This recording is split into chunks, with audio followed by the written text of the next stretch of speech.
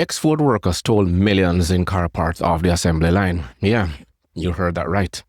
A trusted insider walked out with hoods, headlights, bumpers worth millions of dollars. Hearing that an ex-Ford worker stole millions in car parts off the assembly line may have rattled you a bit. You buy a new vehicle, you expect factory parts to stay put, yet this case showed gaps in even the top factories. Before we jump in, hit subscribe and ring the bell. A former Ford employee ran a theft ring for over 2 years. He hit 3 plants: Flat Rock, Rouge Complex, and Michigan Assembly. He yanked parts right off the moving lines. He piled them into trucks. He moved them to a third-party shop. Then he sold them for millions of dollars online. Millions changed hands in that window. One man is behind bars, accused of running a multi-million-dollar criminal enterprise by stealing new car parts and then selling them. We first told you about this story last night at 10 after Dearborn police raided 2 auto repair shops. Fox 2's Ingrid Kelly explains how officers believe the parts ended up stacked in those shops. A former Ford employee thought he had it made. Stealing millions. The investigation revealing he had allegedly been stealing for at least 2 years from Ford plants in Wayne, Dearborn, and Flat Rock. So he'd steal these parts from the assembly plants, and then they would take them to a third-party auto shop, and they would post them on eBay and then sell them via eBay. West Chicago is the facility. It's not revealing just how this criminal activity unraveled, but they do say this. When we executed the search warrant at one of the shops in Detroit, from the floor to the ceiling was stacked with brand new auto parts, brand new hoods and boxes, and the taillight assemblies, headlight assemblies, and we're working with all our partners to see if we can't shut them down permanently. Ford Motor Company also helped with this investigation. Their global investigations team worked hand in hand with us. So all these folks are currently in custody. Right now, I can't release the information because we don't have we have charges pending. But those charges could include it's a grand theft, a criminal enterprise. There could be a racketeering charge. Fox 2 reached out to Ford Motor Company, and the wait for a response continues. Ford Motor Company had millions of dollars of things and assets stolen, but it also increases the price for all of us, right? And so it's not a victimless crime. In Dearborn, Ingrid Kelly, Fox 2 News. Now, this could only happen due to insider access driving this type of scheme. This worker knew the shift schedules. He knew when camera coverage dipped. He knew inventory rounds paused. He used off hours to grab the parts. He bypassed scanners at the dock. He kept records unmarked on plant logs. That gave him time to stash parts before audits.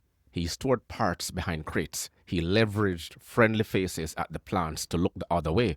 He had help. The question is, how many other people are involved? Ford should have protocols. They logged part serial numbers. They ran CCTV. They scheduled random spot checks, yet none caught gaps fast enough. Cameras missed blind spots. Serial logs fell behind by days. Spot checks hit only 5% of ongoing skids. Criminals will always adapt. Ford and other OEMs can act. They can cover every corner of staging yards. They can use cameras with motion triggers. Second, they can tag parts with RFIDs. Tagging costs drop below 10% per tag at scale.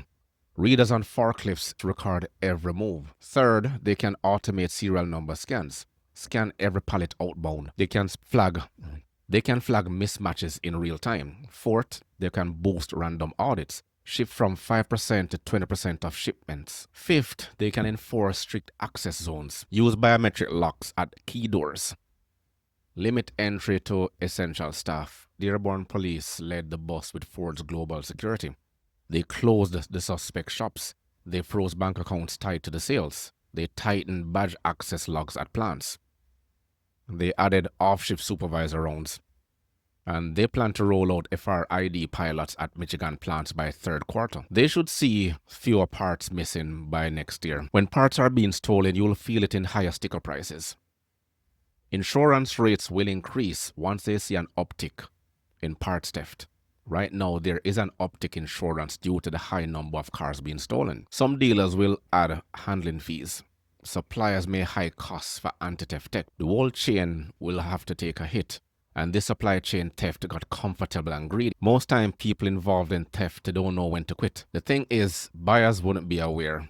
They just ask price and availability and leave. And this isn't unique either. Earlier this year, Indian police caught a key engine theft ring. They stole over 900 engines. And they altered plant records to hide the losses. Car makers face inside threats worldwide. You'll see more tags and cameras in 2025. Theft actually hits you twice, on your safety and on your bill. And trust is being eroded every single day. So you have to just stay sharp. Share this video if you want others to buy smart. Drop a comment. What anti-theft step matters the most to you? Don't forget to subscribe. I will catch you in the next episode.